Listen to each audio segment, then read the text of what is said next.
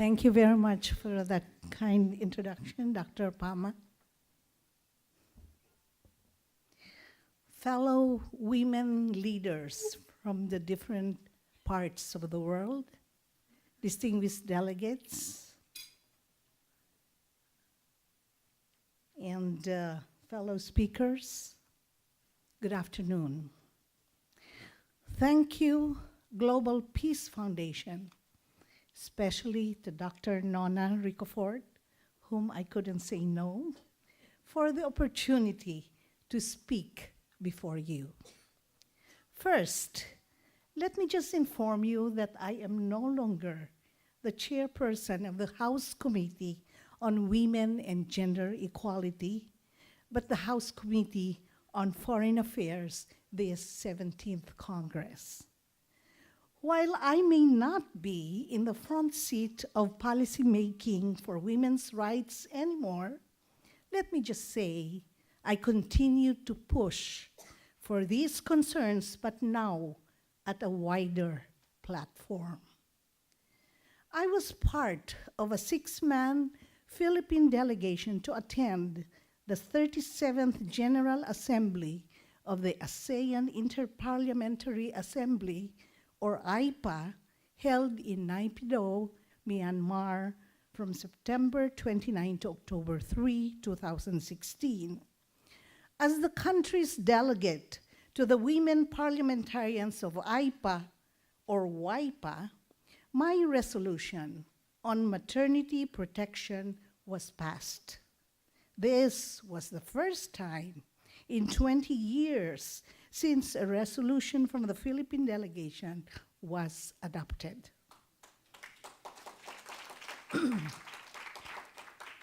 It is significant because sadly, at the dawn of ASEAN integration, none of the 10 ASEAN member states have ratified the International Labor Organization conventions related to maternity protection, numbers 102 and 183. Among 7 of the 10 ASEAN nations offering a 100% income replacement or full paid leave, the Philippines, along with Malaysia, perform poorly with a coverage period of only 8.5 weeks. This is way below ILO's minimum prescription of 12 to 14 weeks. Brunei Darussalam, Indonesia, Lao PDR, and Thailand provide 13 weeks leave, while Vietnam astounds by having a paid leave of 26 weeks, far above the 18-week minimum of the ILO.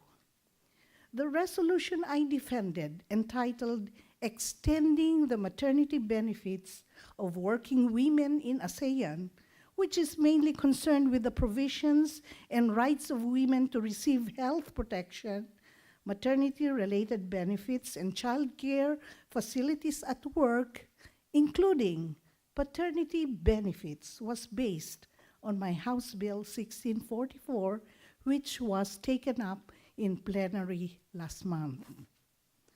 I wish I could report to you that thumbs up because my 100-day maternity leave bill was passed on second reading at the House of Representatives.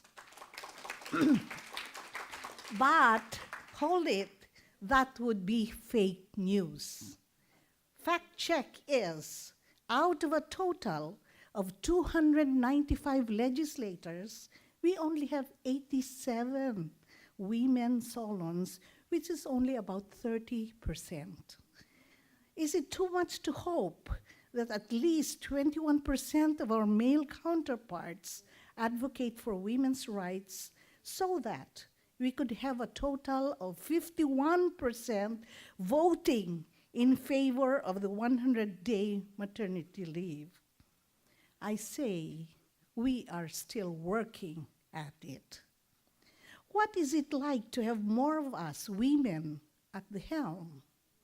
The UN Women say countries have higher economic growth Companies produce higher returns to shareholders. Parliaments tackle a broader range of issues, and more laws are enacted on health, education, anti-discrimination, and child support where there is gender equality. So let me make it more visceral for you by taking you on a field trip of how extreme a world can get without women in a substantial representation in leadership. Upon invitation by the Women in Parliament's Global Forum during their 2014 Summer Summit, I had the opportunity to visit a small African country that almost got wiped out of the map. During one of the breaks, we were taken to what was once a school. Now it is a museum, but it is not for the faint of heart. Because inside the classrooms are the bodies of women, men, and even children covered in lime who were butchered in a genocide that happened in 1994 when 800,000 were killed in just 3 months and 2 million became refugees. I cannot forget the grisly memorial where the few preserved bodies were piled on top of the other so that the people of Rwanda never forget. But their most lasting legacy was that they instituted in their constitution that women are to participate in all organs of the government, starting with a quota of at least 30%. Now, can you believe it? Only 20 years after the rest of the world had dismissed them as a failed state, the World Economic Forum's 2016 Gender Report ranks Rwanda 2 slots ahead of the Philippines as the 5th most gender equal nation.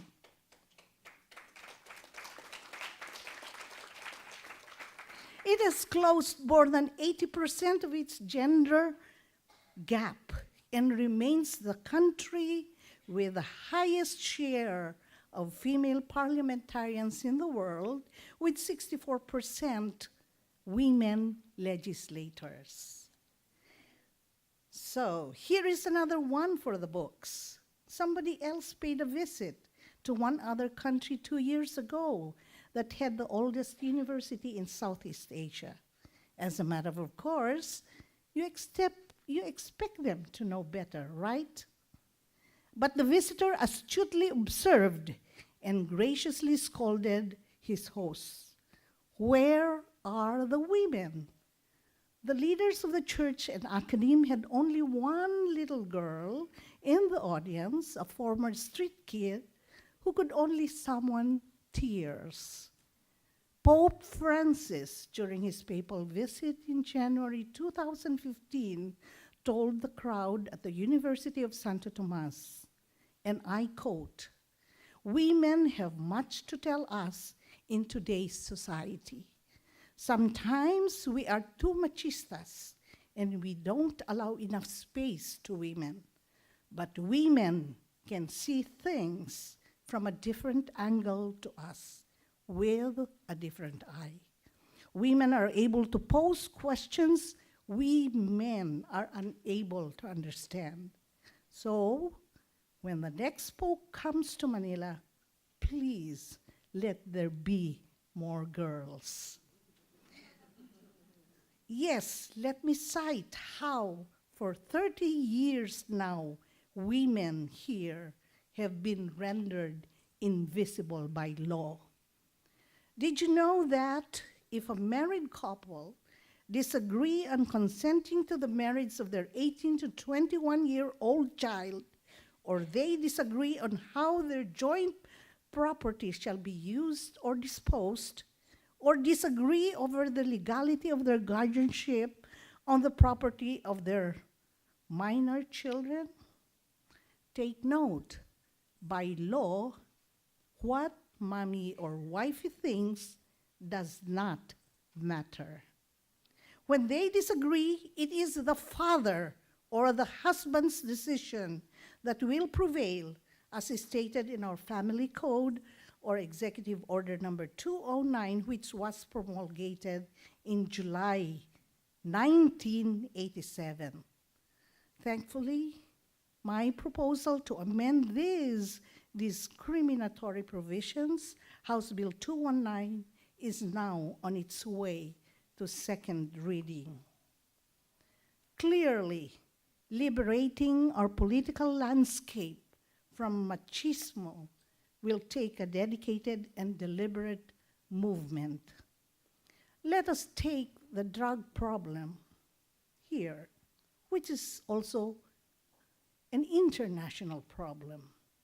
Honestly, is isang bala ka lang or one bullet a solution? I see it differently as a woman. Instead of framing it as a running battle, I filed a bill that validates that the drug problem is an illness. Hence, its treatment shall be covered under PhilHealth. House Bill 1642 mandates that the Philippine Health Insurance Corporation to cover its beneficiaries who are drug dependents and who submit to treatment and rehabilitation to an accredited healthcare provider. As the legislative mill turns, I also engage my fellow legislators to help address the drug problem at hand. As president of the Association of Women Legislators Foundation Incorporated, I spearheaded 2 fundraisers that became successful.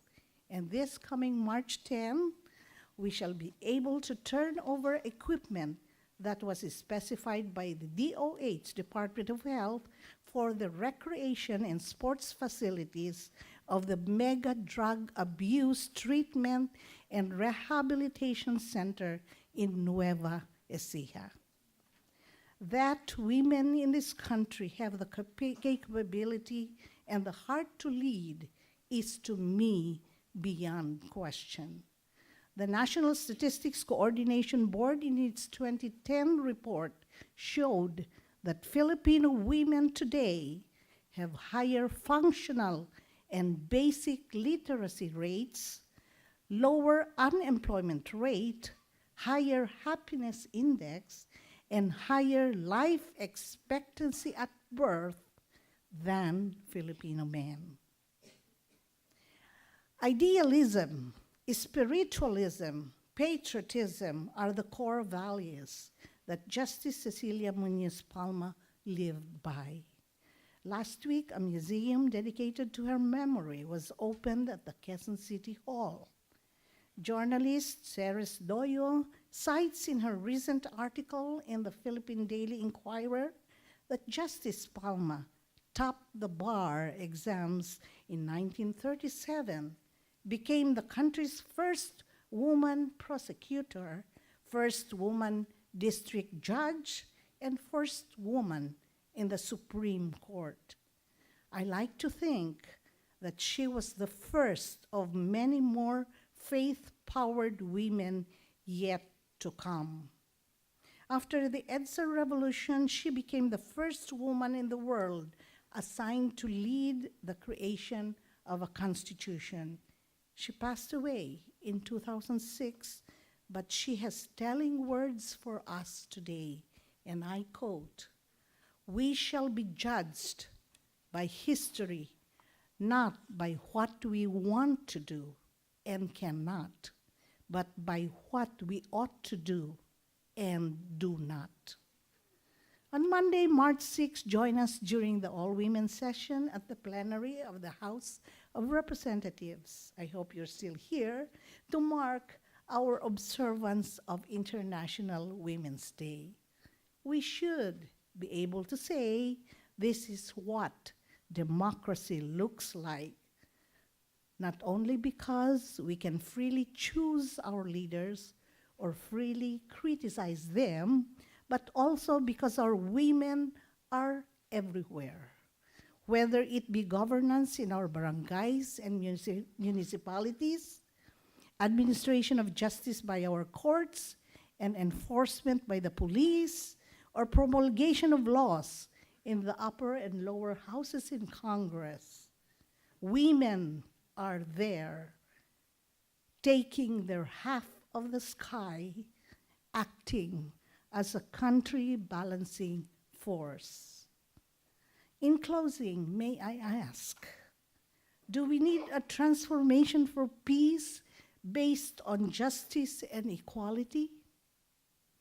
My answer is, certainly, give the job to women.